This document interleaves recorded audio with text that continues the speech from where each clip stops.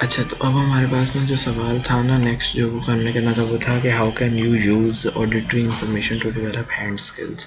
ठीक है, यानी हैंड स्किल्स हमने किसी भी हाथ से कोई भी चीज़ करनी है ना, उसको हमने बेहतर से बेहतर करना है, तो उसे हम किस तरह करेंगे, यूजिंग ऑडिटरी इंफॉर्मेशन।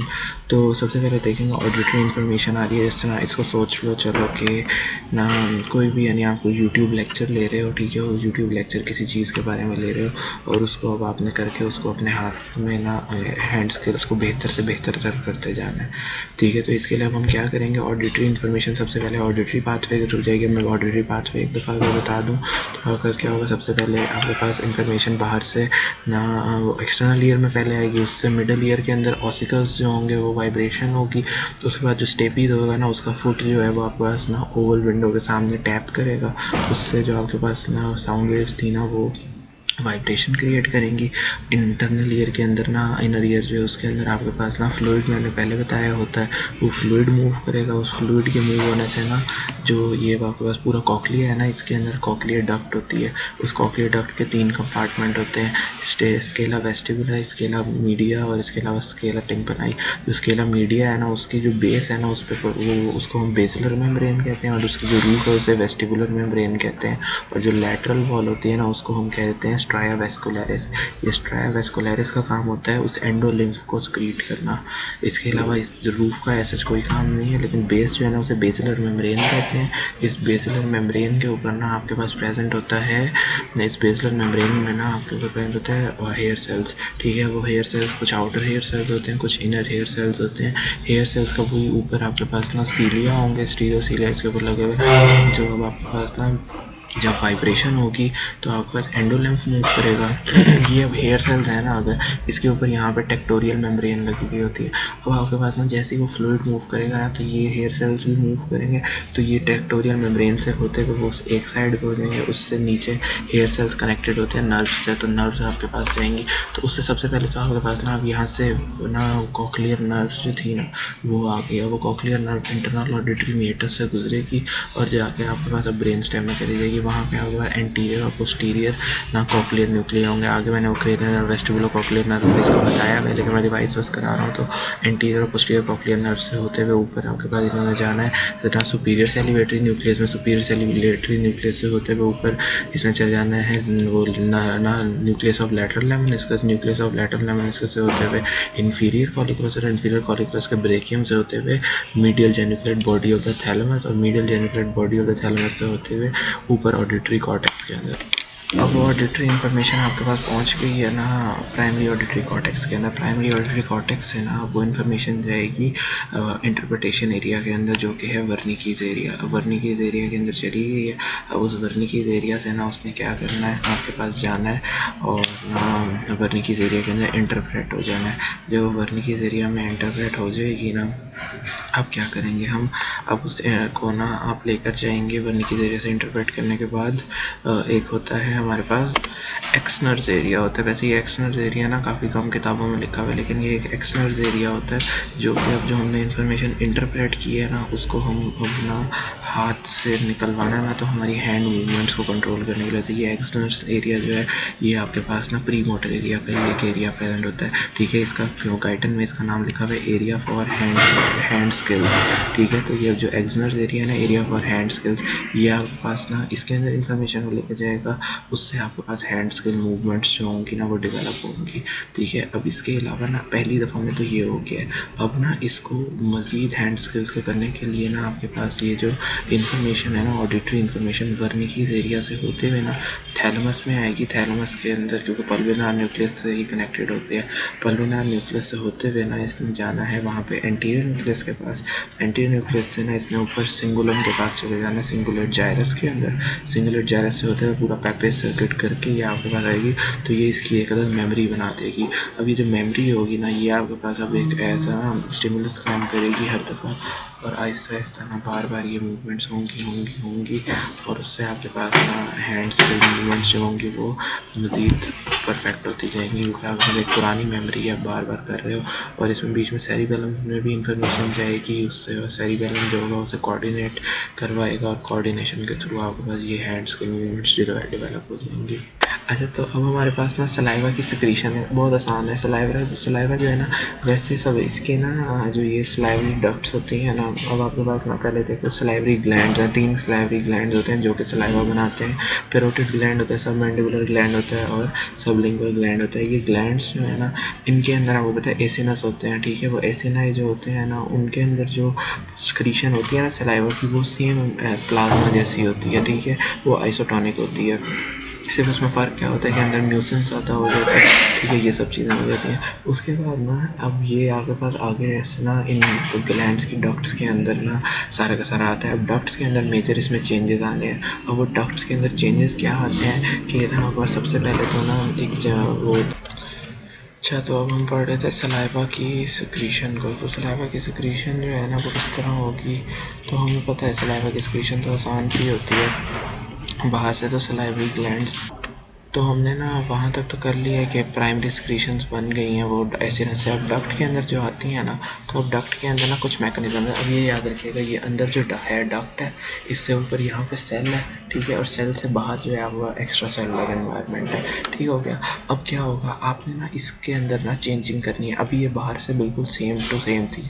क्या होगा आपके पास, ये अब जो ये सेल था ना, ये सेल की यहाँ वाली तरफ ना आपके पास होगा सोडियम पोटेशियम एटीपेज पड़ा हुआ। वो सोडियम पोटेशियम एटीपेज जो पड़ा हुआ होगा ना, वो जब काम करेगा तो सोडियम को आपके पास सेल से बाहर निकाल दिया जाएगा, ठीक है। और पोटेशियम को अंदर करेगा। इससे क्या होगा कि सेल के अंदर ना सोडियम जो होगा ना वो आपके पास कम हो जाएगा। तो आपके पास अंदर जो है ये डक्ट थी ना, इससे सोडियम को बाहर निकाल दिया जाएगा ताकि सेल के अंदर सोडियम जो है वो आपके पास सही मेंटेन रहे। तो सोडियम जो है वो बाहर निकल जाएगा। सबसे पहली चीज़ सोडियम बाहर किस तरह निकलेगा, सोडियम पोटेशियम, सोडियम और हाइड्रोजन का एक्सचेंजर होता है, ठीक है। वो सोडियम को बाहर निकालेगा, हाइड्रोजन को अंदर भेजेगा। तो सोडियम बाहर सेल के अंदर चला गया, हाइड्रोजन आया, तो अंदर आपके पास अब फाइनल के अंदर सोडियम की कंसंट्रेशन कम हो गई है। पहली चीज़ ये हो गई है। दूसरा क्या होगा, अब आपके पास अगली चीज़ जो हमने करनी है ना, तो हमने क्या करना है कि आपके पास ना हमने इसके अंदर से ना क्लोराइड जो है ना उसको हमने वापस बाहर सेल के अंदर निकालना है। और जो एक्सक्रीशन है ना इसके अंदर हमने HCO3 आना है, तो हम एक ट्रांसपोर्टर लगा देंगे, ठीक है। पेंड्रिन होता है अक्सर, तो वो पेंड्रिन जो है ना वापस क्या करेगा कि HCO3 जो है ना उसको अंदर फेंकता जाएगा, और जो वो है ना पोटेशियम, सॉरी पोटेशियम में क्या है क्लोराइड, उसको हम बाहर सेल के अंदर डालते रहेंगे। तो अभी तक हमने क्या किया, सोडियम जो था अंदर से हमने निकाल दिया है, सोडियम की कंसंट्रेशन कम हो गई है, HCO3 की कंसंट्रेशन बढ़ गई है, क्लोराइड की कंसंट्रेशन कम हो गई है। इसके अलावा आपके पास ना इसके अलावा क्योंकि यहाँ पे हमने कहा था ना सोडियम पोटेशियम एटीपेज की वजह से अंदर पोटेशियम ज़्यादा हो रहा है, तो वो पोटेशियम जो है ना वो अंदर की तरफ, यहाँ पे जो सोडियम पोटेशियम एटीपेज लगा होगा ना उसकी वजह से पोटेशियम अंदर ज़्यादा करता जाएगा और सोडियम को यहाँ से भी बाहर निकालता जाएगा। तो यहाँ से इस तरह करके पोटेशियम भी ज़्यादा हो रहा है। तो अल्टीमेटली हमने क्या किया है कि सोडियम जो था उसको कम किया है, HCO3 जो है उसको हमने ना बढ़ा दिया है, क्लोराइड को कम किया है, पोटेशियम को बढ़ा दिया और वाटर भी ज़्यादा कर देंगे। तो ये सलाइवा की सिक्रीशन हो गई है। इसके अलावा ना इसके अंदर अभी जो आगे ना न्यूरोट्रांसमीटर्स वगैरह जो है ना, ये इनका तो खैर इतना ज़्यादा कोई वो नहीं है, पाथवे जो होगा ना, लेकिन वो क्या होगा आपके पास, तो पाथवे इस तरह सलाइवा किस तरह स्क्रीड हो सकता है। तो आपको पता है कि यानी जिस तरह ना मैकेनो रिसेप्टर च्यूइंग कर रहे हैं तो सलाइवा ज़्यादा होता है, या फिर आपके पास कीमो रिसेप्टर्स हो गए हैं, ठीक है। तो ना कीमो जिस तरह कोई एसिड ज़्यादा हो गया, ठीक है, तो वो कीमो रिसेप्टर जो है H पॉजिटिव के एंड्स को करते हैं ना वो, तो ये आपके पास रिसेप्टर्स जो इधर होंगे वो स्टिमुलेट हो जाएंगे, ठीक है। इसके अलावा अगर आपने साइट या फिर ना स्मेल किया फूड को, उससे भी आपके पास ना स्टिमुलस आएगा, ठीक है। थॉट फूड की आ गई, उससे भी स्टिमुलस आएगा। ये सारे स्टिमुलस आएंगे और आके आपके पास जो क्रेनियल नर्व 7 है और क्रेनियल नर्व 9 है, इनको स्टिमुलेट करेंगे। अब आपको पता है क्रेनियल नर्व 7 जो है ना वो क्या करती है, वो फेशियल नर्व है, नर्वस इंटरमीडिएट से होती हुई आपके पास वो ना जेनिकुलेट गैंग्लियन से होती हुई ग्रेटर पेट्रोसल नर्व से होती हुई वो आपके पास जाके टेरिकोपैलेटाइन गैंग्लियन में ना रिले करती है। बीच में वो डीप पेट्रोसल नर्व जो होती है उससे मिलके नर्व टेरिगोइड कनाल बना रही होती है, टेरिगोइड कनाल से होती हुई निकलती है, जाके उसने ना सप्लाई कर देना है ग्लैंड को। लेकिन ये जो मैंने सारा बताया ये तो लैक्रिमल ग्लैंड का है ना। इसके अलावा आपके पास जो ये वाले हैं ना सलाइवरी ग्लैंड्स, इनके लिए क्या था कि आपके पास ना वो फेशियल नर्व आती है, वहीं फेशियल कनाल में से गुजर के आपका कॉर्डा टिम्पनाई नर्व देती है। कॉर्डा टिम्पनाई नर्व जो है ना वो आपके पास निकल के पेट्रोटिम्पैनिक फिशर से निकल के बाहर ना आपके पास लिंगुअल नर्व के साथ मिलती है, फिर वो सब मैंडिबुलर गैंग्लियन में जाती है। सब मैंडिबुलर गैंग्लियन से जब निकलती है तो वो आपके पास ना सब मैंडिबुलर ना ग्लैंड और सब लिंगुअल ग्लैंड को सप्लाई कर देती है। इसके अलावा आपके पास ना जो पैरोटिड ग्लैंड है उसके अलावा होता है ग्लॉसोफेरेंजियल नर्व के इंफीरियर गैंग्लियन से टिम्पैनिक नर्व में जाती है, जो कि वो टिम्पैनिक प्लेक्सस में जाती है। टिम्पैनिक प्लेक्सस से होते हुए लेसर पेट्रोसल नर्व निकलती है, जो कि जाके आपके पास ना वो ऑटिक गैंग्लियन के अंदर रिले करती है। ऑटिक गैंग्लियन से ऑरिकुलो टेम्पोरल नर्व के थ्रू जाके उसने पैरोटिड ग्लैंड को सप्लाई कर देना। तो ये आपके पास क्या हो गया, पाथवे सारा का सारा हो गया। आगे ये थैलेमिक न्यूक्लियाई जो है ये तो हमें पता है, ये सारे के सारे थैलेमिक में हमारा प्रॉफ का सवाल भी था क्या है। एक एंटीरियर न्यूक्लियस है, एक ना आपके पास वेंट्रो एंटीरियर न्यूक्लियस है, एक वेंट्रो लैटरल न्यूक्लियस है, एक वेंट्रो पोस्ट्रोमीडियल न्यूक्लियस है, एक वेंट्रो पोस्ट्रो लैटरल न्यूक्लियस है, एक पल्वेनार न्यूक्लियस है, एक डोर्सोमीडियल न्यूक्लियस है। इंटरलैमिनर न्यूक्लियाई होते हैं, लैट्रो डोर्सल न्यूक्लियस होता है, लैट्रो पल्वेनार न्यूक्लियस होता है। ये सारे थैलेमस के न्यूक्लियाई होते हैं। उसके बाद ना you have teeth abscess trace the pathway. अच्छा, तो अब हमारे पास ना ये जो है टूथ एब्सेस हो रही है, तो टूथ एब्सेस यहाँ पे है ना, तो इस टूथ एब्सेस से आपके पास जो पेन किस तरह की होगी, तो वो आपके पास ना टूथ की जब आप देखो पेन होती है तो वो पूरी जगह ना वो लोकलाइज्ड नहीं होती है, वो डी लोकलाइज्ड होती है, तो यानी सारी जगह पे पेन हो रही होती है, तो वो टूथ एब्सेस की पेन होती है। ठीक है, तो अब आपके पास इसको सी टाइप फाइबर्स होंगे, ठीक है, वो ही लेकर जाएंगे। लेकिन अब यहाँ पे ना बाकी सारी बॉडी के लिए तो वो स्पाइनल कॉर्ड होती है ना, यहाँ के लिए आपके पास क्रेनियल नर्व्स होती हैं हेड एंड नेक के लिए। तो इधर से आपके पास जो है अगर ऊपर होगा तो आपके पास ना वो जो सुपीरियर एल्वियोलर नर्व्स होती हैं, anterior superior alveolar nerve, middle superior alveolar nerve, posterior superior alveolar nerve, जो कि मैक्सिलरी नर्व में चली जाएंगी। और इन्फीरियर अगर नीचे वाला जानते होगी तो इन्फीरियर एल्वियोलर नर्व जो कि मैंडिबुलर नर्व में ले जाएगी, वो दोनों चली जाएंगी। पीछे ट्राइजेमिनल नर्व का वो ट्राइजेमिनल गैंग्लियन में, ट्राइजेमिनल गैंग्लियन से पीछे आपके पास ना spinal nucleus of the trigeminal nerve में चली जाएंगी।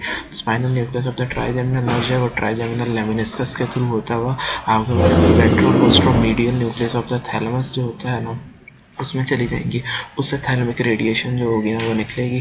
थैलेमिक रेडिएशन से ऊपर आपके पास ना जो सोमैटोसेंसरी कॉर्टेक्स है उसी के अंदर वो इन्फॉर्मेशन चली जाएगी। सोमैटोसेंसरी कॉर्टेक्स जो 312 होता है। और स्लो टाइप पेन की वजह से आपके पास वो रेटिकुलर फॉर्मेशन के अंदर भी आपके पास ना ये पेन चलेगी, तो आपको ना पेन ज़्यादा होगा तो आपका ज़्यादा यानी आपको पेन ज़्यादा तो आपको नींद भी नहीं आ रही होगी और आप बहुत ज़्यादा एक्टिव रह रहे होंगे। एक्टिव यानी क्या, पेन की वजह से रह रहे होंगे। तो यही सारा पाथवे हो जाएगा टीथ एब्सेस का।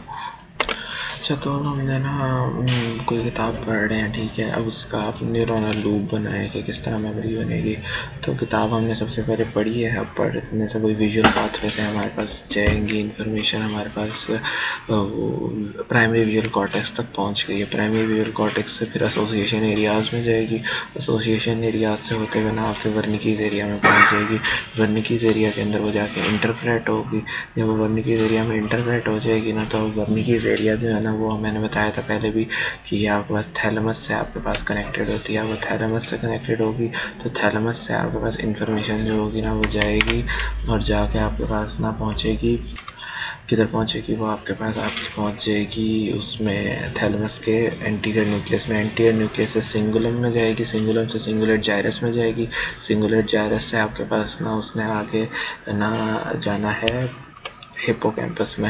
हिप्पोकैम्पस के अंदर आपके पास जो है वो मेमोरी पहुंचेगी, यानी एक से वो पूछे पहुंचेगा ना तो वहाँ पे आपके पास क्या होगा, हिप्पोकैम्पस में ना कंसोलिडेशन ऑफ मेमोरी होती है, यानी जो शॉर्ट टर्म मेमोरी होती है ना उसे लॉन्ग टर्म में कन्वर्ट किया जाता है। किस तरह होती है वो लॉन्ग टर्म मेमोरी में कन्वर्ट, आपके पास ना जो ना उसके अंदर प्री साइनेप्टिक टर्मिनल होता है ना उसकी आपके पास सेंसिटाइज वो आपके पास ना ज़्यादा से ज़्यादा न्यूरोट्रांसमीटर रिलीज़ करता है, जिससे आपके पास जो पोस्ट साइनेप्टिक टर्मिनल होता है ना उसकी सेंसिटाइजेशन हो जाती है। सेंसिटाइजेशन का मतलब है कि आपके पास ना वो वहाँ पर उसकी फैसिलिटेशन हो जाती है, यानी आपके पास उसके साइनैप्स जो है ना वो ज़्यादा काम करने लग जाता है। जब ज़्यादा काम करेगा ज़्यादा से ज़्यादा आपके पास इन्फॉर्मेशन वहाँ पर जाए जा रही है, तो आपके पास वो आपको चीज़ आप वो बार बार पढ़ रहे हो, बार बार आपके पास वो स्टिमुलस उस तक पहुँच रहा है, तो आपके पास वो ना साइनैप्स जो है उसको याद होती जाएगी, वो चीज़ आपकी मेमोरी में वो कंसोलिडेट होती जाएगी, ये चीज़ हो जाएगी। उसके बाद हाइपोथैलेमस के हिप्पोकैम्पस के ना फॉर्निक्स से होती हुई वो इन्फॉर्मेशन पहुँचेगी memory body of the hypothalamus के पास।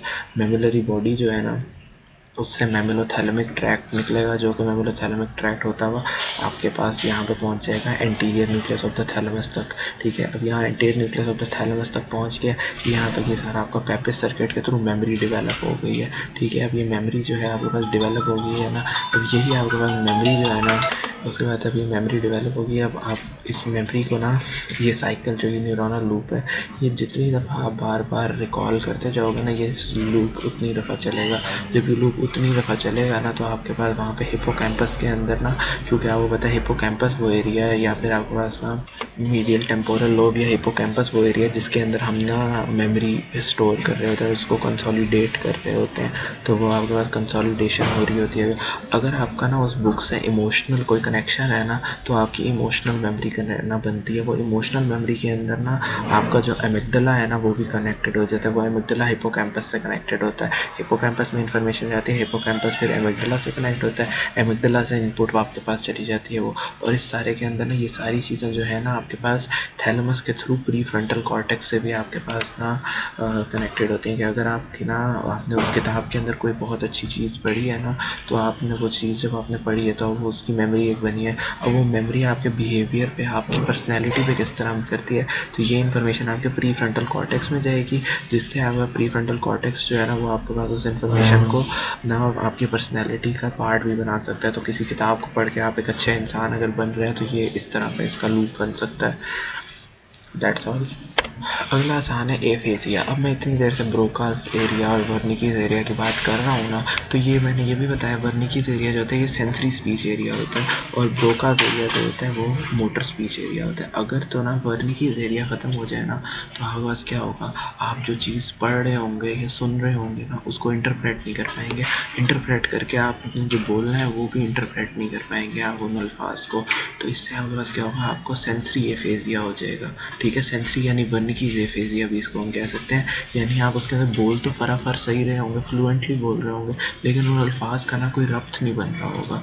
ऐसे आप बोलते जा रहे हैं, लेकिन मीनिंगलेस अल्फाज हैं, नए अल्फाज आप बना रहे होते हैं इस डिजीज के अंदर। ये सेंसरी एफेसिया हो गया।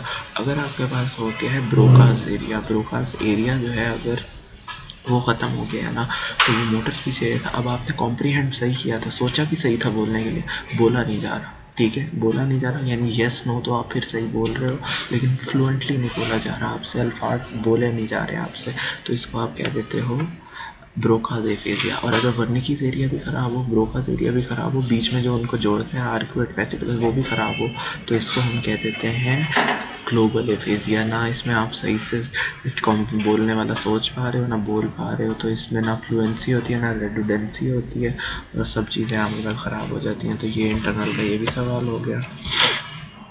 आगे है how hearing leads to speech. Hearing किस तरह स्पीच होती है बहुत दफ़ा बता चुका हूँ। हेयरिंग जो है ऑडिटरी पाथवे जो है वो आएगा आपके पास, अंदर वो सारी इन्फॉर्मेशन लेके प्राइमरी ऑडिटरी कॉर्टेक्स तक आ जाएगा। उससे क्या होगा, आपके पास प्राइमरी ऑडिटरी कॉर्टेक्स से वर्निकीज एरिया में इन्फॉर्मेशन जाएगी, वर्निकीज एरिया से आर्कुएट वेसिकुलस से होती हुई ब्रोकास एरिया में चली जाएगी।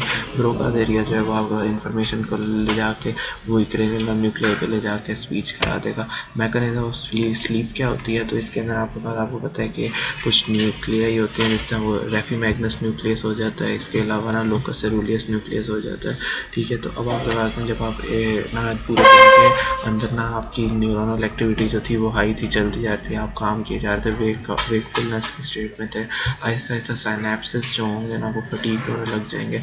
साइनेप्सिस फटीग होने लग जाएंगे तो आपके पास ना उसकी फटीग की वजह से ना अब आपके पास जो जब आप वेकफुलनेस में थे ना, तो आपके पास ना जो आपका वो रेटिकुलर एक्टिवेटिंग सिस्टम था, उसके ऊपर जो स्लीप सेंटर्स ने इनहिबिशन की हुई थी ना, आप उस इनहिबिशन को कम कर देते हो, तो आपका रेटिकुलर एक्टिवेटिंग सिस्टम एक्टिवेट रहता है, तो उससे आपको नींद नहीं आती, आप कॉन्शियस रहते हो। लेकिन जब आप फटीग्ड हो जाते हो ना, तो वो अब जो इनहिबिशन थी ना, वो इनहिबिशन जो है वो बढ़ जाती है। अब वो रेटिकुलर एक्टिवेटिंग सिस्टम जो इनहिबिट होता रहता है, रेटिकुलर एक्टिवेटिंग सिस्टम को इनहिबिट कौन से सेंटर्स कहते हैं, वही जो भी मैंने बताया, रेफीमैग्नस हो गया, लोकस सेरुलियस हो गया। ठीक है, ये सारे के सारे जो हैं वो ना कर देते हैं, उसको जाके जैसे ही वो ना इनहिबिट करते रहते हैं ना रेटिकुलर एक्टिवेटिंग सिस्टम को, तो आपका रेटिकुलर एक्टिवेटिंग सिस्टम जो है वो बिल्कुल बंद हो जाता है, कॉन्शियसनेस लेवल कम हो जाता है और आप सो जाते हो। तो ये मैकेनिज्म ऑफ स्लीप होता है। दूसरी तरह इसको ये भी रिलेट कर सकते हैं आप, यानी एक तो चलो ये मैंने वेकफुलनेस और स्लीप का जो ना ट्रांजिशन थी वो बता दी।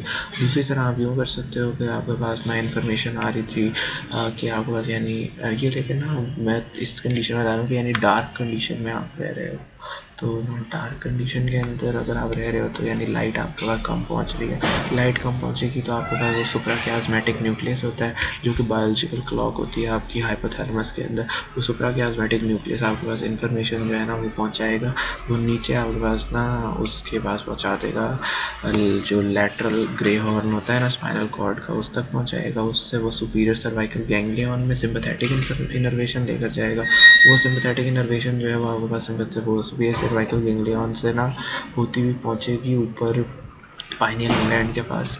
अब अगर तो वो आपके पास ना स्टिमुलेशन कम है ना, जिस तरह डार्क के अंदर आपके पास स्टिमुलेशन होगा, तो मेलाटोनिन जो होगा ना वो आपके पास ना अंदर सेरोटोनिन पहले ज़्यादा होगा उसमें।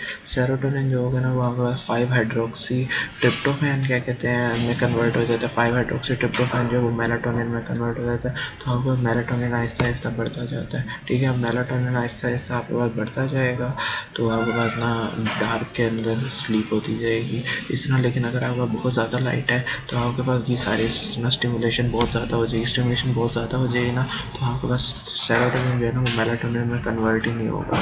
सेरोटोनिन मेलाटोनिन में कन्वर्ट नहीं होगा, मेलाटोनिन कम होगा तो आपके पास स्लीप जो होगी वापस कम हो जाएगी। तो ये इस तरह भी आप करके कर सकते हैं। बाकी मैंने अगले में यही पूछा भाई how circadian rhythm leads to sleep, तो ये जो मैंने जवाब बताया ना ये इसी सर्केडियन रिदम के अंदर आ रहा था कि रात होगी तो नींद आ जाएगी, दिन होगा तो नींद नहीं आएगी।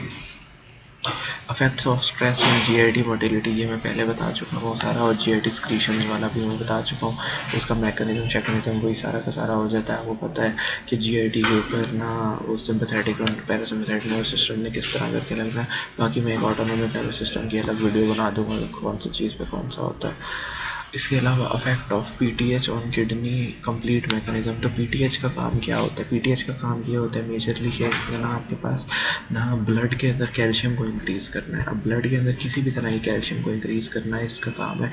अब इसके ना किडनी के ऊपर दो तरह के काम होते हैं, एक इसने काम करना है पीसीटी के ऊपर, एक इसने काम करना है डीसीटी के ऊपर। पीसीटी पे पीटीएच आएगा ना तो आपके पास ना ल्यूमिनल मेम्ब्रेन के ऊपर ना प्रेजेंट होता है एक चैनल जो कि सोडियम के साथ ना फॉस्फेट को भी बाहर ले जा रहा होता है। ठीक है, तो वो वैसे तो काम कर रहा है। पीटीएच जब आता है ना तो वो आपका पीटीएच ने आपको पता है काम करना है वो जीएम क्या कहते हैं सीएएमपी पाथवे के थ्रू, जो कि वो है जी प्रोटीन कपल रिसेप्टर वाला, उसके थ्रू आएगा।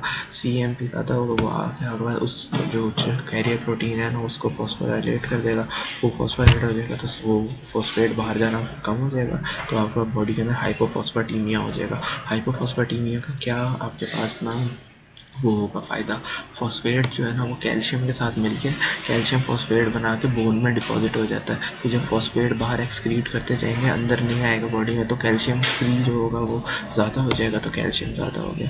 दूसरी तरफ अगर हम देखें ना तो डीसीटी के ऊपर ना आपके पास क्या होता है, आपका डीसीटी वाले सेल के अंदर ना पीटीएच आके काम करेगा, वही जी प्रोटीन कपल रिसेप्टर वाला पूरा पाथवे हो जाएगा, उस पूरे पाथवे के थ्रू आएगा यहाँ पे। अब आपके पास ना उसने क्या करना है, यहाँ से ना कैल्शियम जो है ना कैल्शियम चैनल्स उनको फॉस्फोराइलेट कर देगा, वो ओपन हो जाएंगे। जब वो ओपन होंगे तो कैल्शियम जो है वो रीअब्जॉर्ब ज़्यादा होगा, रीअब्जॉर्ब होकर वो वापस ऊपर भी चैनल्स होते हैं बेसोलैटरल मेम्ब्रेन पे कैल्शियम वाले भी होते हैं, सोडियम कैल्शियम काउंटर ट्रांसपोर्टर भी होते हैं, वो भी आगे कैल्शियम को ब्लड में ले जाते हैं, कैल्शियम बढ़ जाता है। तो ये पूरा का पूरा effect of PTH on kidney हो जाता है। ठीक है मेरे लोग।